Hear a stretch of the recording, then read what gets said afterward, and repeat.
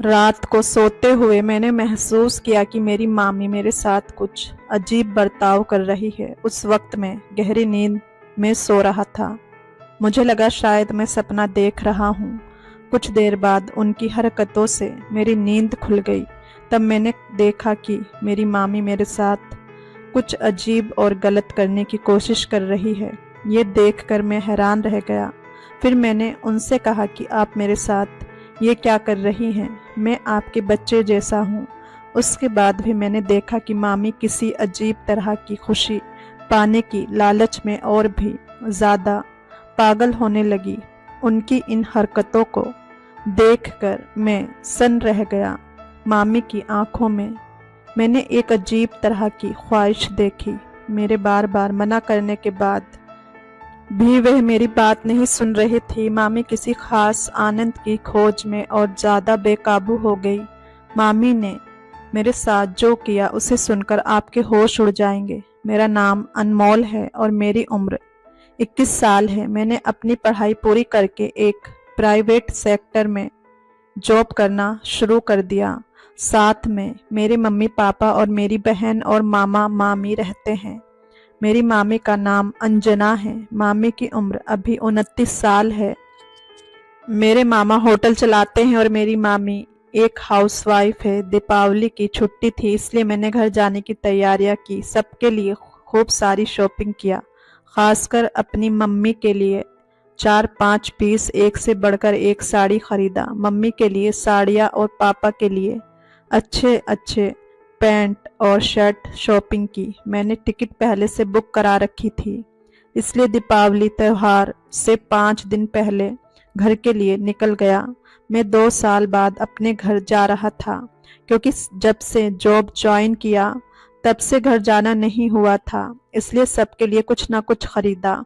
खासकर अपनी मामी के लिए लगभग 27 घंटे के सफ़र के बाद आखिरकार मैं अपने घर पहुंच गया।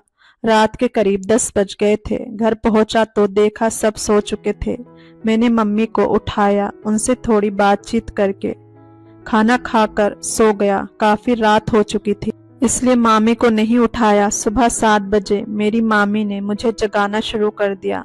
कमरे का दरवाजा खुला था इसलिए मामी पास आकर मुझे जगाने लगी और मुझसे अपने गिफ्ट के बारे में पूछने लगी। मैं नींद भरी आंखों से कह रहा था, अभी आप जाओ, अभी मुझे सोने दो, लेकिन उन्हें अभी चाहिए था इसलिए मामी ने मेरे ऊपर से कंबल खींच ली। मैं हड़बड़ाकर उठा और मेरी हालत खराब हो गई क्योंकि मैं जिस हालत में सोया था मामी मुझे उसी हालत में देख ली थी। मुझे बहुत शर्मिंदगी महसूस हुई और दूसरी तरफ मामी मुझे इस हालत में देखकर हंस रही थी।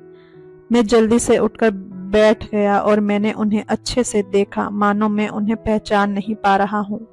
इन 2 सालों में वह कितना बदल गई थी, बिल्कुल अलग लग रही थी। इतने दिनों बाद मैंने अपनी प्यारी मामी को देखा तो ऐसा लगा जैसे कोई अनजान प्यारी सी परी मेरे सामने आई हो। तभी उनकी आवाज से मेरा ध्यान टूटा। अंजना, मामी ने कहा, क्या देख रहे हो इस तरह से जैसे मुझे पहले कभी देखा ही नहीं हो? मैंने कहा, हाँ, सच में आप बहुत बदल गई हो, मैं आपको पहचान ही नहीं पा रहा हूँ। तब मामी बोली, मुझे बाद में दिल भरकर देख लेना, पहले मेरे लिए क्या लाए हो वह निकालो। मैंने कहा, मामी अभी दे रहा हूँ, और अलमारी से उनके कपड़े उन्हें दे दिया। वह बहुत खुश हो गई और उसी खुशी में मुझे एक अजीब तरीके से उन्होंने पकड़ लिया। उनके इस अजीब तरीके से पकड़ने पर मेरी हालत खराब होने लगी। थोड़ी देर बाद मैं बाथरूम गया और फ्रेश हो गया। बाथरूम से निकलकर मैंने सुबह का नाश्ता किया। नाश्ता करने के बाद कमरे में बैठकर मोबाइल पर फिल्म देख रहा था। तभी मामी आई और बोली, मुझे दीपावली पर घुमाने ले चलोगे ना? मैंने कहा, ठीक है मामी, चलेंगे। फिर त्योहार में हम दोनों ने लोगों ने मिलकर बहुत सारी मस्ती की। मामी ने कहा, चलो हिमाचल प्रदेश घूमने चलते हैं। मैंने कहा, आज तो वापस आना मुश्किल होगा। तभी मामी बोली, मुझे नहीं पता, मुझे जाना है तो जाना है, अगर जरूरत पड़े तो हम दोनों होटल में एक रात रुक सकते हैं, इसमें क्या प्रॉब्लम है, प्लीज मना मत करो। मैंने कहा, ठीक है, अगर आपको जाना है तो चलो। मेरी मामी बहुत चालाक है, उन्होंने चालाकी से मामी को भी मना लिया। फिर अगले दिन हम लोग हिमाचल प्रदेश के लिए निकल गए। सफर करते करते शाम हो गई। वहां पहुंचकर हमने पहले रहने की व्यवस्था करनी थी, क्योंकि वहां से एक ही दिन में वापस आना मुमकिन नहीं था। मैंने मामी ने मिलकर होटल ढूंढना शुरू किया। आखिरकार हमें एक कमरा मिला, वह भी सिंगल था। त्योहार की छुट्टियों में हर जगह भीड़ थी, इसलिए सिंगल रूम ही लेना पड़ा। फिर हमने अपना सामान रखा और कुछ देर आराम करने के बाद घूमने के लिए निकल पड़े। मामी ने ब्लू कलर का टॉप पहना हुआ था, जिसे देखकर सभी उनकी ओर देख रहे थे। ये देखकर मुझे बहुत गुस्सा आ रहा था, लेकिन मैं किसी से कुछ कह नहीं पा रहा था।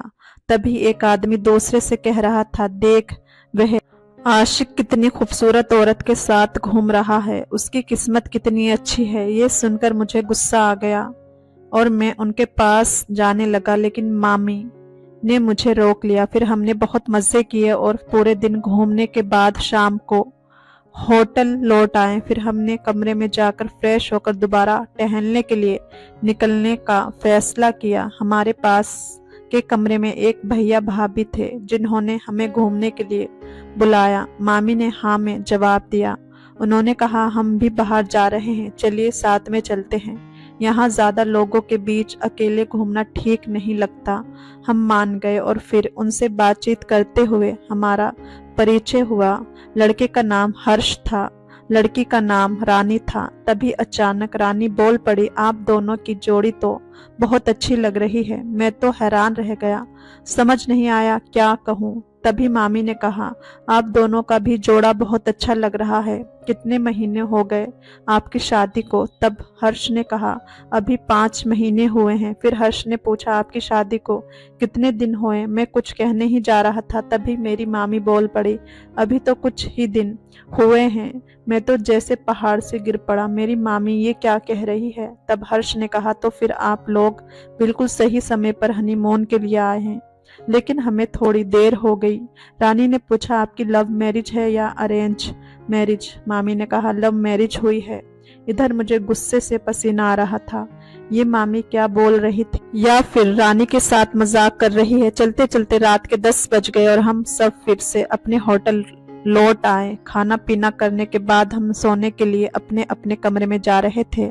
तभी रानी ने कहा, गुड नाइट, अपने हनीमून का आनंद लो। ये रात आप लोगों के इंजॉय फुल मजा करो, हम तो आज पूरी रात मजे में रहेंगे। इतना कहकर वो अपने कमरे में चले गए। मैं भी अपने कमरे में पहुंचते ही मामी से बोलने लगा, ये सब क्या बोल रही थी आप मेरी मामी हो, ये सब कुछ भूल गई हो क्या? मामी बोली, मैं क्या करूं? उन्होंने इस तरह से बात शुरू किया कि मुझे समझ में नहीं आया क्या जवाब दूं। सोचा कुछ बातें कर अलग हो जाऊंगी, पर अब क्या किया जाए। यहाँ तो हम 2 दिन के लिए ही हैं, तो हम पति पत्नी बनकर ही रह लेते हैं। मैंने कहा, मतलब आप क्या कह रही हैं? तब मामी बोली, अरे अनमोल, मैं सच में तो तुम्हें अपना पति नहीं बना रही हूँ, बस एक्टिंग करने के लिए कह रही हूँ। बहुत रात हो चुकी है, अब सो जाओ। फिर हम दोनों सो गए। जब आधी रात गुजरी तो गहरी नींद में मुझे महसूस हुआ कि मेरी मामी मेरे साथ कुछ अजीब हरकत कर रही है। मैं नींद में था, सोच रहा था शायद सपना देख रहा हूँ। कुछ देर बाद उनकी इन हरकतों की वजह से मेरी नींद खुल गई। मैंने देखा मेरी मामी मेरे साथ कुछ गलत कर रही है। मैं तो ये देखकर हैरान रह गया। फिर मैंने उनसे कहा, आप मेरे साथ ये सब क्या कर रही हैं? आपको शर्म नहीं आती? आप मेरी मामी हैं। लेकिन फिर भी मैं देख रहा था कि वह किसी मकसद के साथ ये सब करने की कोशिश कर रही हैं। होटल के अंदर अपनी मामी का ऐसा व्यवहार देखकर मैं सच में हैरान रह गया। उनकी आंखों और चेहरे पर जैसे एक पागलपन सवार था। मैंने उन्हें रोकने की पूरी कोशिश की, लेकिन वह मेरी कोई भी बात मानने को तैयार नहीं थी।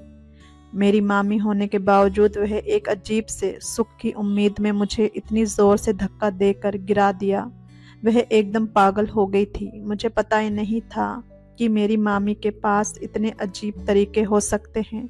उन्होंने सिर्फ कुछ मिनट के अंदर मेरी नींद और थकान को कुछ इस तरह ख़त्म कर दिया कि मुझे लगा कि मैं अब और कुछ सहन नहीं कर सकता। आखिर कार मुझे ऐसा लगा कि मैं इस स्थिति का सामना कर ही नहीं पा रहा हूँ। अब मेरे मन में सिर्फ एक ही इच्छा थी, उनको अपना बना लेने की, जो मेरे पास थी, लेकिन वह मेरी मामी थी। ये बात मेरे दिमाग में बिल्कुल भी नहीं थी। ऐसे समय में इंसान को कुछ भी समझ नहीं आता। मेरा भी वही हाल हुआ। मुझे ऐसा लग रहा था जैसे मेरे पास हीटर जल रहा हो और उनकी गर्माहट से मेरा पूरा शरीर जल रहा था। मेरे शरीर कांपने लगा और मैं भी अनजाने में उसकी तलाश में अपनी मामी के साथ ताल से ताल मिलाने लगा। उन्हें तो लगा जैसे वह स्वर्ग में घूम रही हो। तब मुझे लगा कि जो होगा होगा, अब इस मुश्किल समय का सामना करना ही पड़ेगा। मुझे अपनी मामी के आगे हार नहीं माननी थी। इस तरह से मामी ने अपनी ख्वाहिश पूरी कर ली। तब तक रात काफी हो चुकी थी, इसलिए मैं गहरी नींद में सो गया। जब मैं सुबह जागा तो मेरे मन में घबराहट और अजीब बेचैनी थी। मैंने सोचा कि क्या मैंने कल एक सपना देखा था, लेकिन मेरे आसपास का माहौल और मामी का व्यवहार मुझे और उलझन में डाल रहा था, क्योंकि वह बिना किसी परवाह के सामान्य बर्ताव कर रही थी, जैसे कुछ हुआ ही नहीं हो। मैंने उनकी ओर देखा और कहा, मामी बहुत हो गया ये सब, जितना जल्दी खत्म हो उतना ही अच्छा होगा। हमें इस फर्जी रिश्ते को और आगे नहीं खींचना चाहिए। तब मामी थोड़ी देर के लिए चुप रही, फिर कहा, अनमोल, मुझे पता है मैंने जो किया है वह सही नहीं था। उस वक्त मैं नहीं समझ पाई कि मैं क्या कर रही हूँ। वह तो सिर्फ एक नाटक था। तब मैंने थोड़ी राहत की सांस ली। उस रात हमने फैसला किया कि कल सुबह हम रानी और हर्ष को सच बता देंगे, भले ही वो कुछ भी सोचे। अब और झूठ नहीं चल सकता था। अगले दिन नाश्ते के वक्त हमने सबके सामने सच्चाई बताई। वो हैरान थे, लेकिन धीरे धीरे बात को समझ गए। हर्ष ने धीरे से कहा, यार, हमें लगा तुम लोग सीरियस हो, पर ये तो मजाक निकला। तब मामी ने भी हंसते हुए कहा, अच्छा है कि समय रहते सच बता दिया, नहीं तो बाद में और बड़ा मसला बन सकता था। फिर हमने सभी से माफी मांगी और वापस लौटते वक्त मामी और मैं दोनों समझ गए थे कि इस घटना ने हमें बहुत कुछ सिखाया था। हम दोनों ने फैसला किया कि अब कभी भी ऐसी हरकतों में नहीं पड़ेंगे। जैसे ही हम घर लौटे, हमें रिश्तों की मर्यादा का एहसास हो चुका था और ये घटना हमें हमेशा याद रहेगी। दोस्तों, उम्मीद करती हूँ ये कहानी आपको पसंद आई होगी। पसंद आई हो तो लाइक, शेयर, कमेंट और चैनल को सब्सक्राइब जरूर से करें। हम फिर मिलेंगे एक नई दिलचस्प कहानी में। धन्यवाद।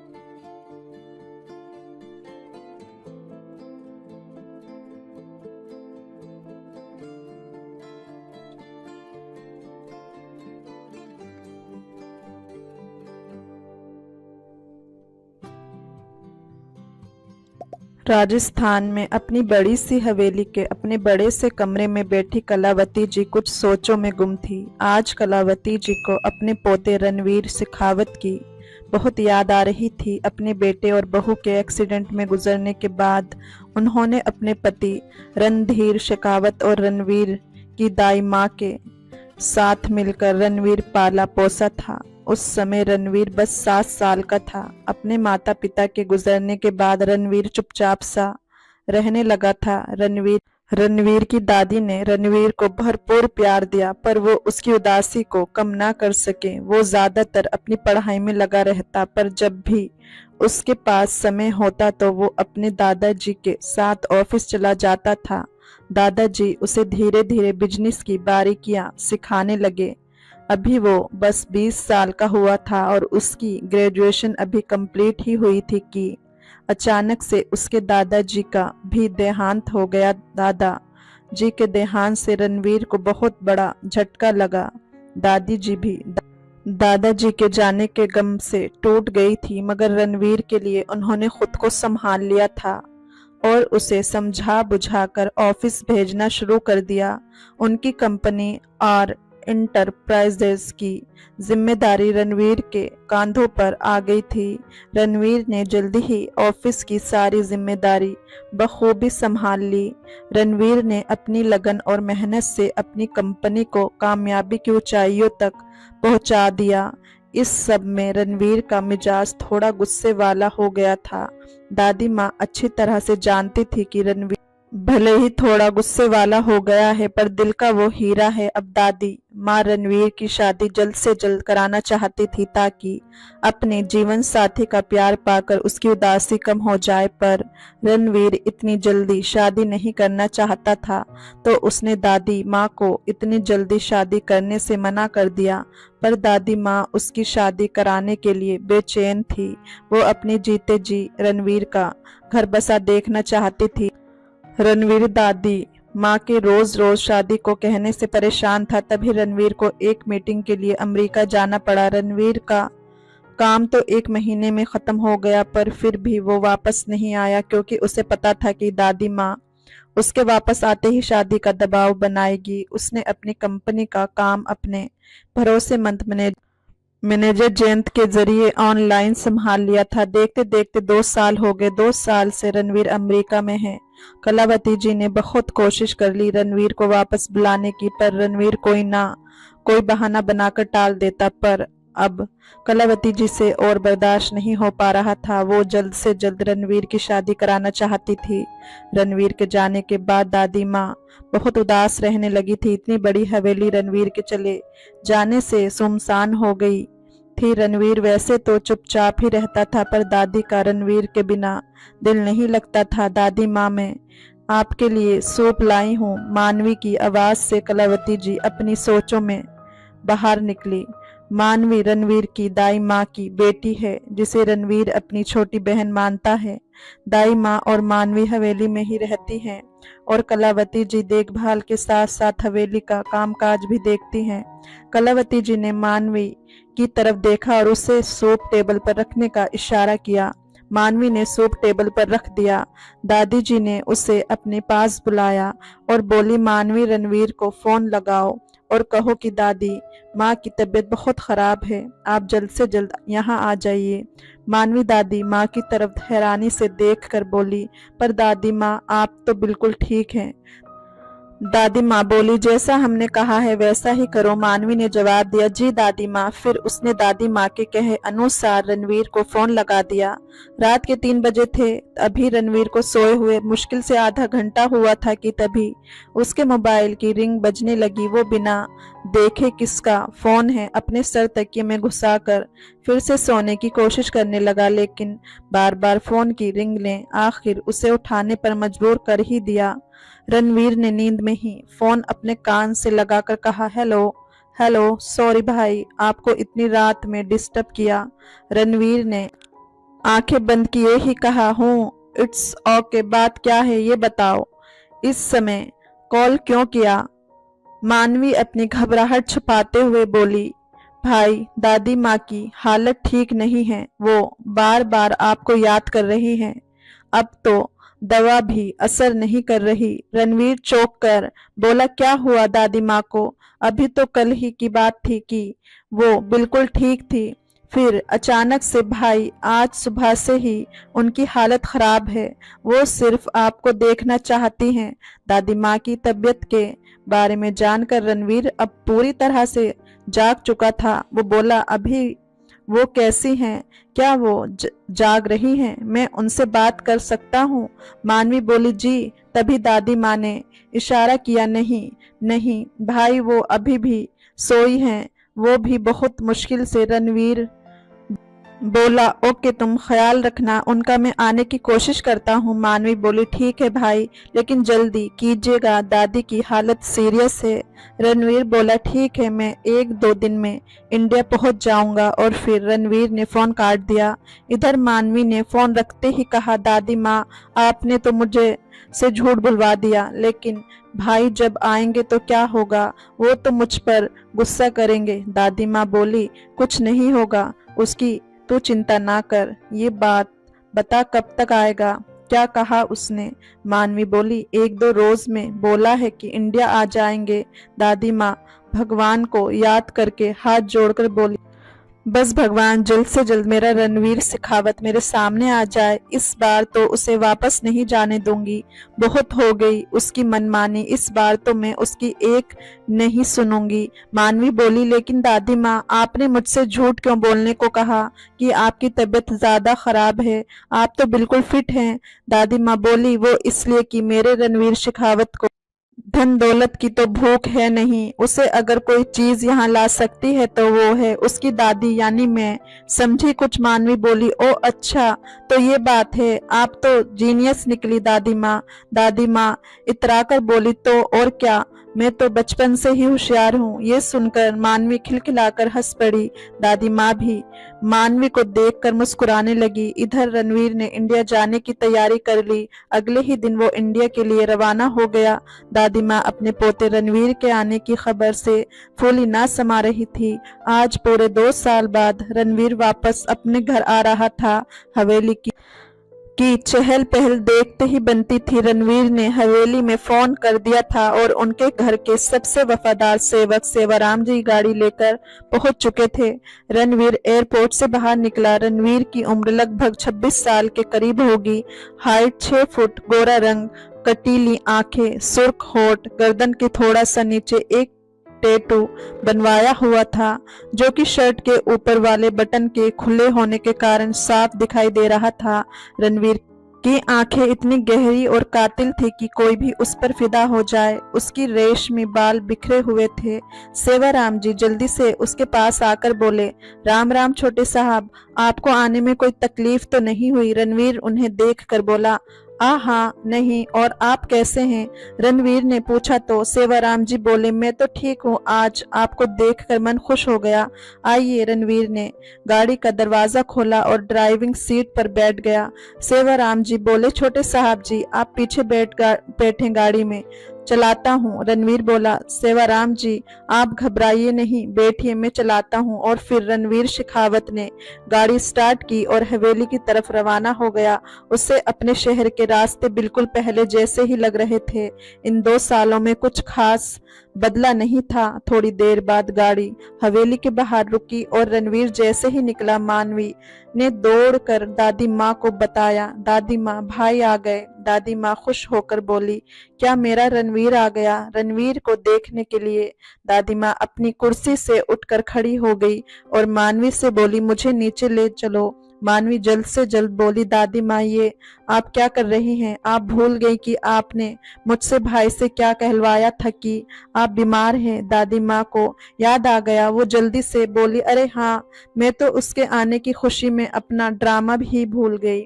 चल जल्दी से मुझे लिटा दे और मैं लेटकर आंखें बंद कर लेती हूँ। दादी माँ अपने बिस्तर पर जाकर लेट गई। मानवी ने जल्दी से उन्हें चादर ओढ़ा दी और दादी माँ ने आंखें मूंद ली। दादी माँ आंखें मूंदने की अच्छी एक्टिंग कर रही थी, जिसे देखकर मानवी की हंसी छूटने वाली थी कि तभी रणवीर कमरे में आ गया।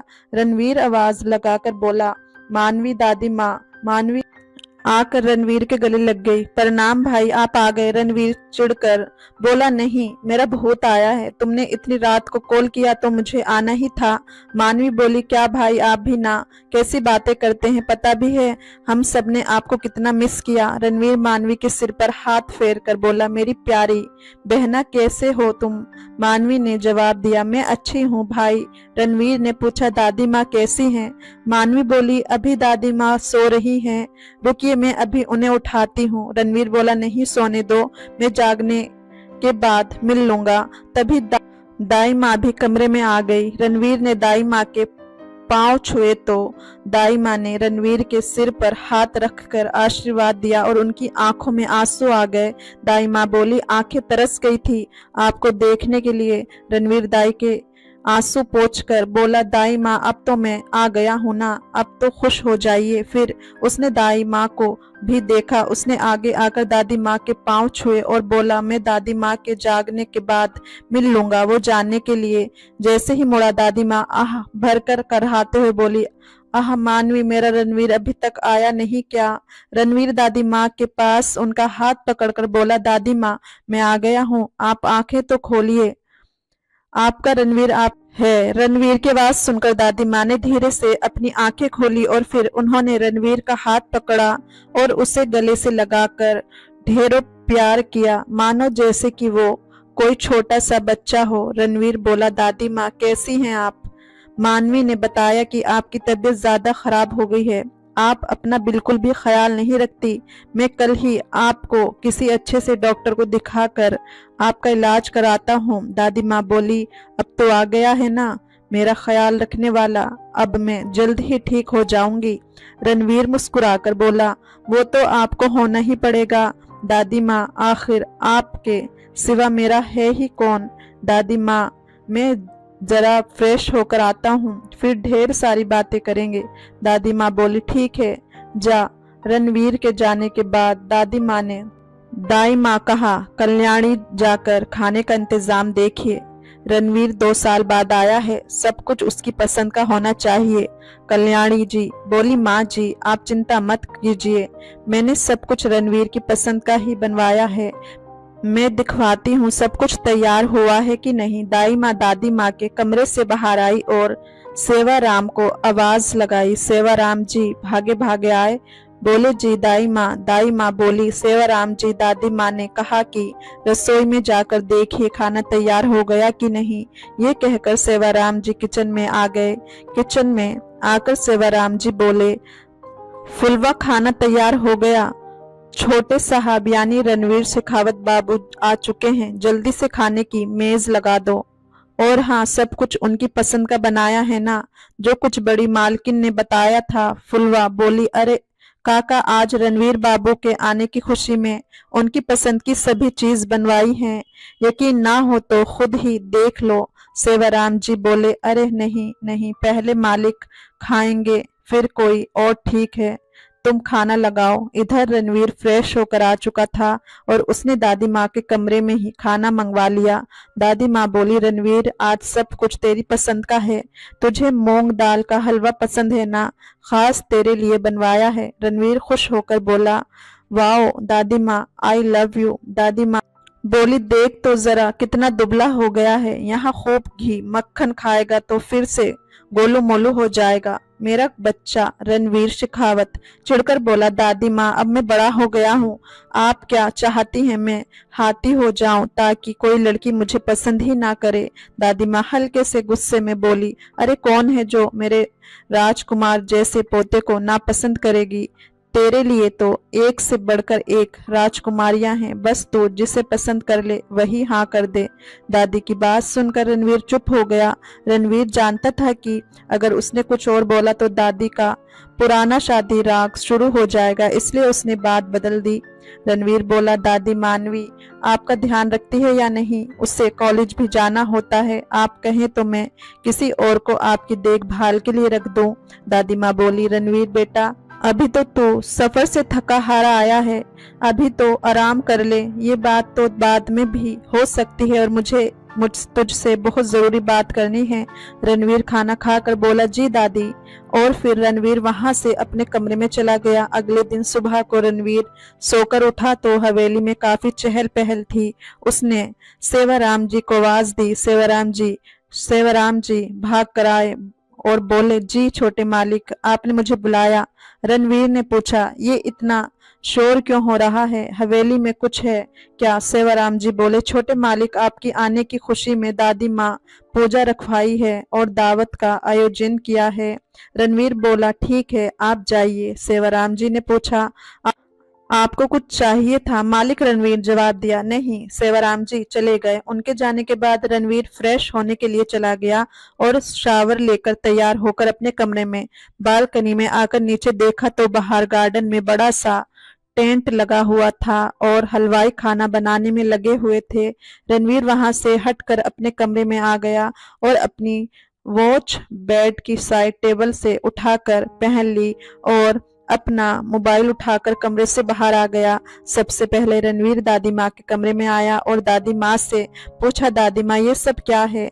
दादी खुश होकर बोली, रणवीर मेरा बच्चा, आ इधर आ, मैं तेरा ही इंतजार कर रही थी। बेटा तू पूरे 2 साल बाद वापस आया है। जब से तुम्हारे दादाजी गए हैं इस हवेली की रौनक चली गई। अब तू वापस आ गया है तो सोचा कि कुछ रिश्तेदारों और जान पहचान वालों को बुलाकर दावत कर दूं, इसी बहाने तुझसे लोग मिल भी लेंगे। रणवीर दादी माँ के पास बैठते हुए बोला, पर दादी माँ आपकी तबीयत खराब है और आप ये सब। दादी माँ बोली, अब परवर मत कर, और रही बात मेरी तो अब इस बुढ़ापे में कब क्या हो जाए कुछ पता नहीं। रणवीर अपने मन में बोला, ये दादी ना पक्का किसी से मुझे मिलवाएगी, ये जरूर मेरी शादी के चक्कर में पड़ी है, लेकिन मैं भी आपका ही पोता हूँ, इस झंझट में नहीं फंसने वाला। थोड़ी देर पुजारी जी आ गए और पूजा शुरू हो गई। पूजा होने के बाद दादी माँ ने पंडित जी को रणवीर की कुंडली दिखाई। रणवीर की कुंडली देखकर पंडित जी के चेहरे पर चिंता की लकीरें उभर आई। पंडित जी को चिंतित देखकर दादी माँ ने पूछा, क्या बात है पंडित जी, आप चिंतित दिखाई दे रहे हैं? कोई चिंता की बात है तो नहीं? पंडित जी बोले, चिंता मत कीजिए, ज्यादा चिंता की बात नहीं है। दादी माँ बोली, मेरे रणवीर के जीवन में विवाह का योग तो है ना? पंडित जी बोले, विवाह का योग तो है, पर विवाह होने के बाद दोनों पति पत्नी को बहुत परीक्षाओं से गुजरना पड़ेगा। दोनों ने वो परीक्षा पार कर ली तो फिर उनके जीवन से सभी कष्ट दूर हो जाएंगे और वो एक खुशहाल लंबा जीवन व्यतीत करेंगे। दादी माँ ने पंडित जी भोजन करवाया और पंडित जी को दान दक्षिणा देकर विदा किया। शाम हो चुकी थी, सारे मेहमान जा चुके थे। हवेली की रौनक देखते ही बनती थी। दादी जी ने सेवाराम जी से कहा, सेवाराम पहले गरीबों को भोजन करा दो। सेवाराम जी बोले, दादी माँ उन्हें के लिए भोजन जा रहा है। दादी ने सेवाराम जी से गरीबों को कपड़े और पैसे दान करने के लिए रणवीर शेखावत को बुलाने भेजा। रणवीर अपने कमरे में बैठा अपने लैपटॉप पर काम कर रहा था। सेवाराम जी रणवीर के पास आकर बोले, छोटे मालिक दादी माँ आपको बुला रही है। रणवीर बोला, ठीक है आप चले, मैं आया। रणवीर दादी माँ के पास आकर बोला, जी दादी माँ आपने बुलाया? दादी माँ बोली, हाँ। रणवीर चलो गरीबों को अपने हाथों से कपड़े और पैसे दान कर दो। रणवीर बोला, पर दादी माँ मैं। दादी माँ बोली, हाँ तू, और कौन? इस हवेली का इकलौता वारिस है तू। ये तो धर्म कर्म के काम होते हैं, तुझे ही करने हैं ना। बेटा चलो। शाबाश। रणवीर दादी माँ की बात मानकर बाहर आ गया। रणवीर बाहर आकर देखा तो सेवाराम जी गरीब लोगों को खाना बंटवा रहे थे। रणवीर को देखकर वो रणवीर के पास आए और कपड़े और पैसे गरीबों में बंटवाने लगे। कपड़े और पैसे बंटवाकर जब रणवीर हवेली के अंदर आया तो एक लड़की श्वेता उसके पास आई और बोली, हेलो रणवीर, कैसे हो? रणवीर उसे अचरज से देखकर बोला, हाय श्वेता। बोली, लगता है तुमने मुझे पहचाना नहीं, मैं महेंद्र सिंह की बेटी, तुम्हारी बचपन की फ्रेंड। रणवीर चौंक कर बोला, ओह अब पहचाना, काफी टाइम हो गया ना तुम्हें देखे, इसलिए तुम्हें सचमुच पहचान ही नहीं पाया। और बताओ कैसी हो? श्वेता उसकी आंखों में देखकर बोली, मैं बिल्कुल ठीक हूँ, अपना कहो। रणवीर बोला, मैं भी अच्छा हूँ। और तो क्या कर रही हो आजकल? श्वेता बोली, कुछ खास नहीं, स्टडी कंप्लीट हो गई है तो अब। रणवीर ने पूछा, तो अब क्या? श्वेता शर्माते हुए बोली, अब आगे तो तुम जानते ही होंगे। रणवीर हैरानी से बोला, मैं कैसे जानता हूँ? श्वेता अपने दुपट्टे का एक सिरा अपनी उंगली पर लपेटते हुए बोली, तुम बहुत नोटी हो, और शर्मा कर वहां से चली गई। रणवीर उसे ऐसे शर्मा कर जाते हुए देखकर बोला, अजीब लड़की है, नोटी। और मैं इधर महेंद्र जी और उसकी पत्नी वसुधा जी आपस में बातें कर रहे थे। वसुधा जी बोली, ए जी सुनिए, इससे अच्छा मौका नहीं मिलेगा, तुम श्वेता और रणवीर की शादी की बात कर लो चाची जी से। बोले हाँ भाग्यवान, तुम फिक्र मत करो, मैं मौका मिलते ही श्वेता की शादी की बात कर लूंगा और तुम बात पक्की ही समझो। चाची जी इनकार नहीं कर सकती। वसुधा जी खुश होकर बोली, अच्छा इतने यकीन से आप कैसे कह सकते हैं कि वो तैयार हो जाएंगी। महेंद्र जी बोले, बस तुम देखती जाओ मैं कैसे राजी करता हूँ। और फिर क्या कमी है हमारी बेटी में, तैयार तो उन्हें होना ही होगा। महेंद्र जी दादी जी के दोस्त के बेटे, पहले दोनों परिवारों में अच्छे संबंध थे। महेंद्र जी की नजर काफी समय से रणवीर पर है। अपनी एकलौती बेटी श्वेता की शादी रणवीर से करवाना चाहते हैं, जिससे उनकी बेटी रणवीर की सारी धन दौलत प्रॉपर्टी की मालकिन बन जाए और अपनी बेटी के साथ साथ वो भी रणवीर की दौलत पर ऐश कर सकें। हवेली मेहमानों से भरी हुई थी। ऐसे में महेंद्र जी को दादी माँ से बात करने का मौका नहीं मिला, तो उन्हें दादी माँ से बिना बात किए ही जाना पड़ा। रात काफी ज्यादा हो चुकी थी, सारे मेहमान जा चुके थे। रणवीर अपने कमरे में आकर अपना मोबाइल देख रहा था। तभी किसी ने दरवाजे पर दस्तक दी। रणवीर बोला, कौन है? बाहर से आवाज आई, भाई मैं हूँ मानवी। रणवीर बोला, अंदर आ जाओ। मानवी बोली, भाई आपको दादी माँ बुला रही है। रणवीर बोला, तुम चलो मैं आता हूँ। थोड़ी देर बाद रणवीर दादी माँ के कमरे में था। रणवीर बोला, दादी माँ इतनी रात हो चुकी है, आप अभी तक जागी हैं, आपकी तबीयत तो ठीक है ना? दादी माँ बोली, रणवीर में मेरा बच्चा यहाँ बैठ मेरे पास। दादी ने रणवीर के हाथों को अपने हाथों में लेते हुए बड़े ही उम्मीद के साथ कहा, बेटा ये हवेली, इसकी साख और इसके रुतबे के रखवाले, इस खानदान के इकलौते वारिस तुम ही तो हो। आज तुमसे तुम्हारी बूढ़ी दादी माँ कुछ मांगेगी तो इनकार तो नहीं करोगे? रणवीर बोला, दादी माँ आप ये कैसी बात कर रही हैं? दादी माँ बोली, रणवीर तुम्हें तो पता ही है कि तुम्हारे दादा अब नहीं हैं और तुम 2 साल बाद वापस आए हो। मुझे ये भी पता है कि तुम यहाँ नहीं रहना चाहते। रणवीर बोला, दादी ऐसा कुछ नहीं है, भला मैं आपको छोड़कर क्यों जाऊंगा? दादी माँ आप तो मेरी जान है। दादी माँ बोली, अच्छा अपनी दादी से इतना प्यार करता है तो मेरी एक ख्वाहिश पूरी कर दे, बोल करेगा ना? रणवीर बोला, ऑफ कोर्स दादी माँ, बताइए क्या करना है? दादी माँ बोली, शादी। रणवीर हैरानी से बोला, शादी? दादी माँ बोली, क्या हुआ, इतना आश्चर्य क्यों? रणवीर बोला, दादी माँ अभी शादी वादी के चक्कर में मुझे नहीं फंसना। दादी माँ बोली, क्यों, वजह तो बता। रणवीर बोला, दादी वजह तो। दादी माँ रणवीर की बात बीच में काटकर बोली, देख रणवीर, अगर तूने किसी को पसंद किया है तो बता दे, मैं तेरी शादी उसी से करवा दूंगी। रणवीर बोला, दादी माँ ऐसी कोई बात नहीं है, बस मैं अभी शादी नहीं करना चाहता। इतना कहकर रणवीर वहां से चला गया। रणवीर दादी माँ की बात सुनकर काफी परेशान था। वो एक आजाद पंछी की तरह रहना चाहता था। ना तो उसकी कोई गर्लफ्रेंड थी और ना वो किसी से प्यार करता था, बस उसे किसी बंधन में बंधने की इच्छा नहीं थी। वो लड़कियों से हमेशा दूर ही रहता था, लेकिन दादी ने उसकी शादी की बात छेड़कर उसे परेशान कर दिया था। रणवीर सोचता हुआ बोला, दादी माँ मैं आपकी हर बात मान लूंगा, पर शादी के चक्कर में मुझे नहीं पड़ना, मुझे मेरी आज़ादी बहुत पसंद है। फिर उसने फैसला किया कि वो जल्द ही अमेरिका वापस चला जाएगा। इधर रणवीर काफी परेशान था कि वो दादी से कैसे कहे कि वो वापस जा रहा है। वो अभी इसी उधेड़ बुन में था कि तभी सेवाराम जी ने बताया कि दादी की तबीयत बिगड़ गई है। रणवीर भागकर दादी के कमरे में आया। दादी माँ बेहोश हो गई थी। रणवीर ने जल्दी से दादी माँ को अपनी गोद में उठाया। पीछे पीछे दाई माँ और मानवी भी दौड़े पड़ी। रणवीर दादी माँ को लेकर पीछे बैठ गया और ड्राइवर ने गाड़ी स्टार्ट कर दी। दूसरी गाड़ी में मानवी, दाई माँ और सेवाराम जी रणवीर की गाड़ी के पीछे चल पड़े।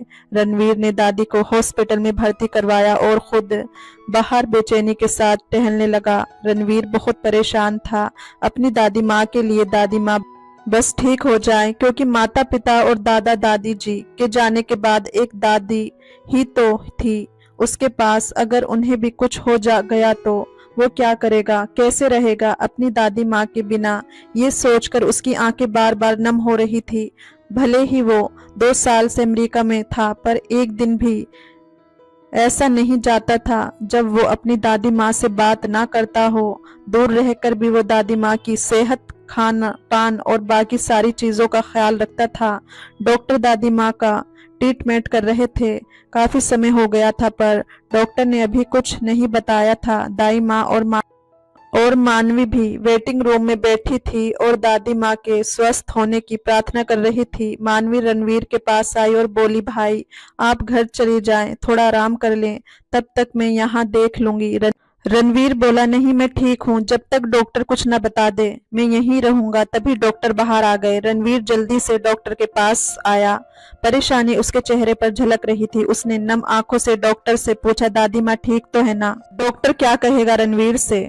कहानी का अगला भाग सुनने के लिए हमें कमेंट करें, वीडियो को लाइक करें, चैनल को सब्सक्राइब जरूर करें। धन्यवाद।